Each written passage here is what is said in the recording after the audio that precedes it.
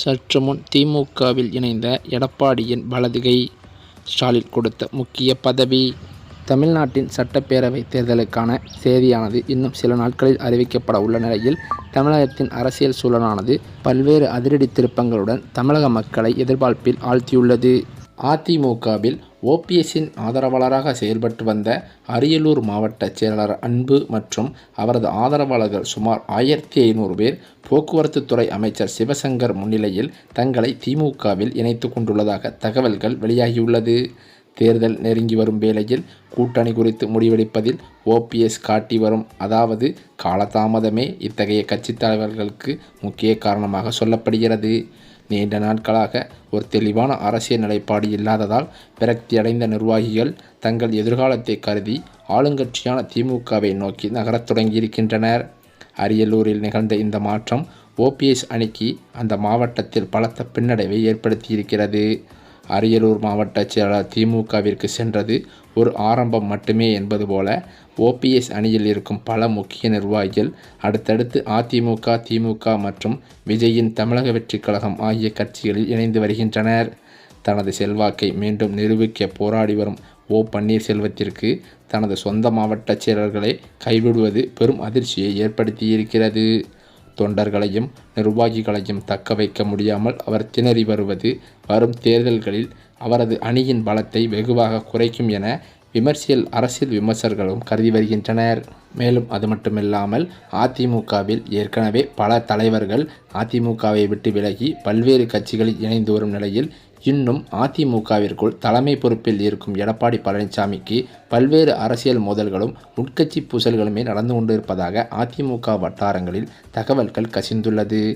ஏனென்றால் ஓபிஎஸ் இருக்கும்போதே ஓபிஎஸ் அணி, எடப்பாடி அணி என்று அதிமுகவில் இரு அணிகளாக இருந்து வந்த நிலையில் தற்போதோ ஒற்றை தலைமை வேண்டும் என்று எடப்பாடி பழனிசாமி முற்பட்டு ஒரே அணியாக இப்போது செயல்பட்டு கொண்டிருக்கும் போதும் அதிமுகவில் பிரச்சனைகள் முடியவில்லையாம். அது மட்டுமில்லாமல் எடப்பாடி பழனிசாமியிடம் பல முக்கிய அரசியல் தலைவர்கள் அதாவது மூத்த அமைச்சர்களே இன்னும் சலசலப்புடன் பேசி வருவதாக தகவல்கள் கசிந்துள்ளது. இந்த நிலையிலோ வெளியேறப்பட்ட ஓபிஎஸ்ஸிடமிருந்து பல முக்கிய மாவட்ட செயலாளர்கள் திமுகவில் இணைந்து வருவதும் பல்வேறு சர்ச்சைக்குள்ளாகி இருக்கிறது. அதே சமயம் அதிமுக பொதுச் செயலாளர் எடப்பாடி பழனிசாமி ஒரேடியாக கட்சிக்குள் மீண்டும் இடமளிக்க மறுத்துள்ளதால் முன்னாள் முதல்வரான ஓ பன்னீர்செல்வம் அரசியல் ரீதியாக மிகப்பெரிய நெருக்கடியில் சிக்கியிருக்கிறார். இந்த நிலையில் ஓபிஎஸ்ஸின் அரசியல் பயணம் எந்த திசையில் கொண்டு செல்ல வேண்டும் என்ற விவாதம் அவரது ஆதரவாளர்கள் மத்தியில் தீவிரமாக நடைபெற்று வருகிறது. அதில் திமுகவில் இணைவதே கடைசி அரசியல் முடிவு என்ற கருத்தே மேலோங்க தொடங்கியுள்ளதாகவும் தகவல்கள் தெரிவிக்கின்றன. அதிமுகவில் இணைய நான் தயாராக இருக்கிறேன், பழனிசாமி தயாரா என ஓபிஎஸ் வெளிப்படையாக கேள்வி எழுப்பியிருந்த போதிலும் இபிஎஸ் தரப்பில் இருந்து எந்த சாதகமான பதிலும் வரவில்லை. இதற்கு பின்னணியில் தென் மாவட்டங்களில் இருக்கும் அதிமுக முக்கிய நிர்வாகிகளின் கடும் எதிர்ப்பு இருப்பதாக கூறப்படுகிறது. கடந்த சட்டமன்ற தேர்தலில் தென் மாவட்டங்களில் அதிமுக சந்தித்த பின்னடைவு, கட்சிக்குள் நடந்த அதிகார போட்டி மற்றும் ஓபிஎஸ் தரப்பினரால் மேற்கொள்ளப்பட்டதாக கூறப்படும் அலட்சியான தேர்தல் பணிகள் ஆகியவை இன்னும் மறுக்கப்படாத துரோகம் என அந்த நிர்வாகிகள் கருதி வருகின்றனர். இப்படிப்பட்ட நிலையில்தான் ஓ பன்னீர்செல்வத்தின் அரசியல் எதிர்காலமானது படுபாதாளத்தில் விழுந்துள்ளதாகவே சொல்கிறார்கள். 2026 தேர்தலில் இபிஎஸ் மீண்டும் முதல்வராக வரக்கூடாது என்ற நோக்கில் சில இடங்களில் உள்ளடி வேலைகள் நடந்ததாகவும் குறிப்பிட்ட வேட்பாளர்களை தோற்கடிக்க முயற்சிகள் மேற்கொள்ளப்பட்டதாகவும் தென் மாவட்ட அதிமுக நிர்வாகிகள் குற்றம் சாட்டுகின்றனர். இதனால்தான் தேர்தல் முடிந்தவுடன் ஒற்றை தலைமையாக இபிஎஸ் என்ற கோஷம் தென் மாவட்டங்களில் முதலில் எழுந்ததாகவும் அதன் தொடர்ச்சியாகவே ஓபிஎஸ் கட்சிக்குள் உரங்கட்டப்பட்டதாகவும் அவர்கள் கூறி வருகின்றனர்.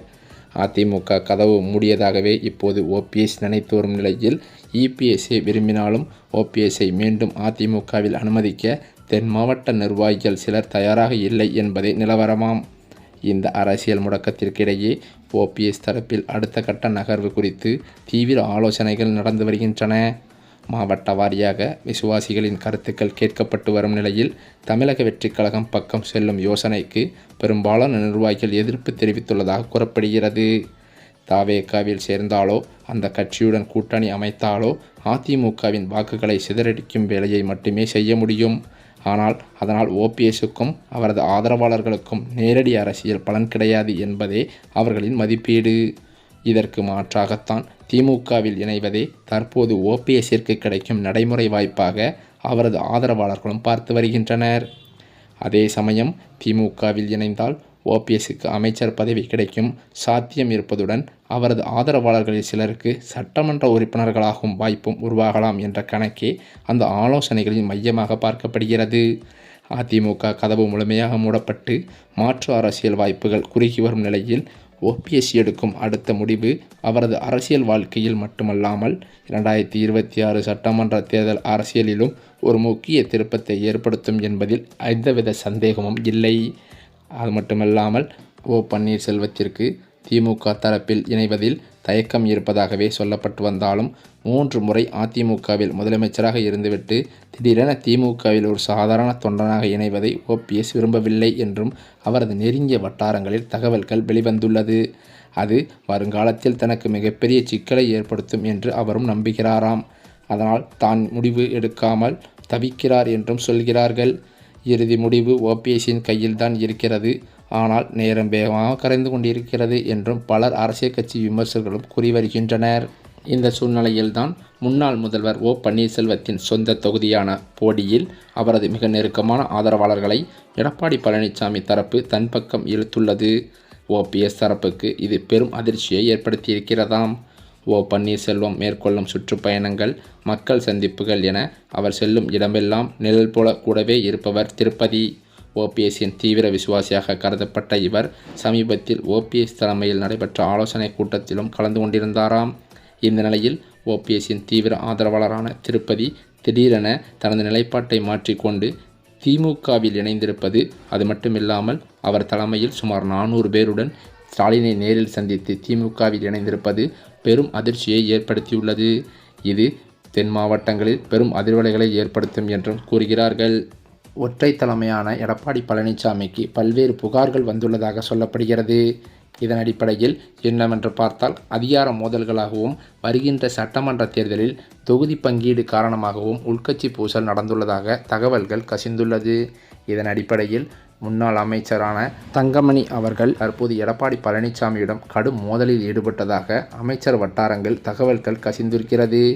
இது பேரதிர்ச்சியை ஏற்படுத்தியது மட்டுமில்லாமல் தொண்டர்களிடையே பல மோதல்களை ஏற்படுத்தியுள்ளதாம். இந்த சூழ்நிலையில்தான் நேற்றைய தினம் சட்டப்பேரவையில் ஓபிஎஸ் ஆதரவு எம்எல்ஏவான ஐயப்பன் அவர்கள் வரும் காலத்தில் வருகின்ற சட்டமன்ற தேர்தலில் புரட்சித் தலைவர் எம்ஜிஆர் ஆசியோடும் புரட்சித் தலைவி அம்மா அவர்களின் ஆசியோடும் முதல்வர் மு.க.ஸ்டாலின் அவர்கள்தான் மீண்டும் முதல்வராக பதவியேற்பார் என்று சட்டப்பேரவையில் பேசியது பெரும் பரபரப்பையும் சர்ச்சையாகவும் மாறியது. அதனைத் தொடர்ந்து ஓபிஎஸ் அவர்கள் திமுகவில் இணைந்ததும் தமிழக அரசியலில் பெரிய அதிரடி திருப்பத்தை காண்பித்தது. இதனைத் தொடர்ந்துதான் அதிமுகவிலிருந்து மேலும் ஒரு முக்கிய புள்ளியானது திமுகவிற்கு நகர இருப்பதாக அதிர்ச்சி தகவல்கள் பரவி வருகிறது. இதன் காரணத்தினால் அதிமுக மட்டுமல்லாது பாஜக தொண்டர்களும் பேரதிர்ச்சியில் ஆழ்ந்துள்ளார்களாம்.